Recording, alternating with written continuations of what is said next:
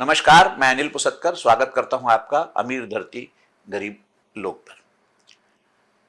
25 साल हो गए हमको राज्य बने और पता नहीं किस दिशा में तरक्की हुई है, लेकिन एक दिशा की जो तरक्की है वो सबको माननी ही पड़ेगी। वो है नशे के मामले में। नशे के मामले में हमारा राज्य छत्तीसगढ़ अव्वल होता जा रहा है। अव्वल वो अब छत्तीसगढ़ नहीं, नशागढ़ बनता जा रहा है और राजधानी रायपुर नशापुर होती जा रही है। हैरानी की बात है कि इतना छोटा कस्बा जो शहर, जब मध्य प्रदेश अखंड हुआ करता था तो 5वें नंबर का शहर होता था, आज राजधानी बनने के बाद छत्तीसगढ़ का पहला शहर है और पहले शहर में गली कूचे पे जो है नशीली दवाएं बिक रही है, ड्रग्स भी आ रहे हैं। ये बहुत खतरनाक संकेत है। बीच में एक यूनिवर्सिटी का जो छात्र, नाइजीरियन छात्र, वो विदेश से जब लौट रहा था घर, तब उसके पास एयरपोर्ट पे उसके बैग की तलाशी में ड्रग्स निकल आए। और सबसे चिंता की बात तो यह है एक पुलिस वाले हिमांशु बर्मन का पकड़ाना ड्रग्स के साथ। अब सवाल ये उठता है कि क्या हिमांशु के पास सिर्फ 1 ग्राम ही ड्रग्स थी या 1 ग्राम ही चिट्टा वो बेचने निकला था? 1 ग्राम चिट्टे के लेके कोई दुकान खोल सकता है?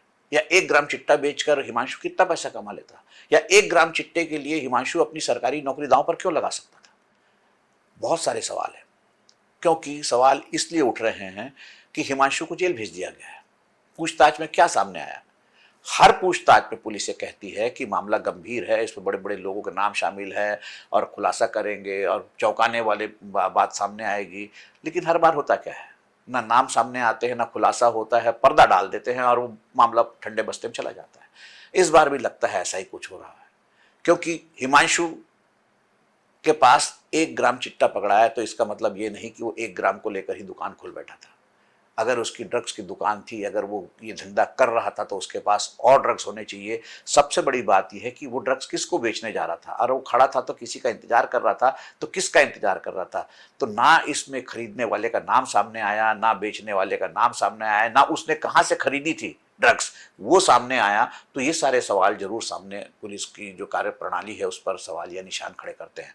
पुलिस अपनी चमड़ी बचाने के लिए जो है आनन फानन में हिमांशु को जेल भेज दी, हिमांशु के साथ एक साथी को भी जेल भेज दी। लेकिन क्या पुलिस का कर्तव्य नहीं था कि हिमांशु के जरिए ड्रग्स कहां से आ रही वहां तक पहुंचा जाए? या क्या ये पुलिस का काम नहीं था हिमांशु के जरिए उस व्यक्ति तक पहुंचा जाए जहां पे वो ड्रग्स पहुंच जाने वाली थी? क्या उस लड़के के थ्रू या उस ग्राहक के थ्रू और अन्य जो बाकी लोग हैं जो इसका यूज करते हैं उन तक पहुंचना जरूरी नहीं था? क्या हमको अपनी युवा पीढ़ी को बचाना जरूरी नहीं है? क्या पुलिस के लिए युवा पीढ़ी को नशे के जाल में फंसता देख की चिंता नहीं होती? क्या पुलिस के बच्चे भी युवा पीढ़ी में नहीं आते? क्या पुलिस के बच्चे अगर इस तरह के ड्रग्स के जाल में फंसते हैं तो फिर क्या वो ऐसी ही खामोशी बरतेंगे? बहुत सारे सवाल हैं और हर सवाल का जवाब एक है कि यहाँ इस प्रदेश का कोई माई बाप नजर नहीं आता, इस शहर का कोई माँ बाप नजर नहीं आता। दुर्भाग्य की बात है कि इतने बड़े मामले को इतनी आसानी से निपटा दिया गया। इसी की जगह अगर कोई दूसरा मामूली कोई टटपुंजिया चोर पकड़ाता तो उसका जुलूस निकालते, पूरे शहर में घुमाते, अपनी बहादुरी की तारीफ। अरे मरे हुए शेर पे पैर रखकर फोटो खिंचवाने वाला काम करते हो, छोटे मोटे लोगों को जब जुलूस निकालते हो तब। अरे आपका दम था तो इस पुलिस वाले का जुलूस निकालते, बताते लोगों को देखो ये हमारा साथी है, ड्रग्स बेच रहा था। शर्मनाक, बहुत शर्मनाक। अरे कुछ तो शर्म करो सरकार, कुछ तो शर्म करो सरकार, जागो सरकार, कुछ कार्रवाई करो सरकार, बच्चों को बचाओ सरकार। नशे की लत में बच गया बच्चा वापस नहीं आता, बचा लो। नमस्कार, मैं अनिल पुसतकर, अगले अंक में फिर मिलेंगे।